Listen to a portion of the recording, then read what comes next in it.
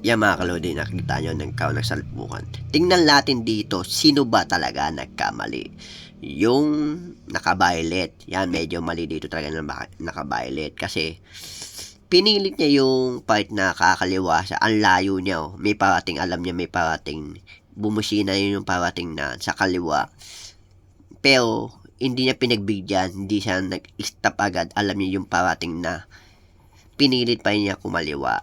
Kaya nagkaroon ng aksidente. Diyan ang mali yung diyan tayo nagkakamali. Hindi una-una, hindi tayo nagsisignal light at hindi tayo tumitingin sa mirror.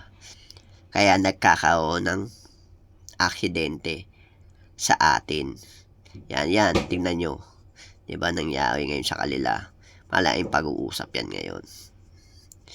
Yan mga kalodi, sana maging aral sa atin. Thank you so much mga kalodi.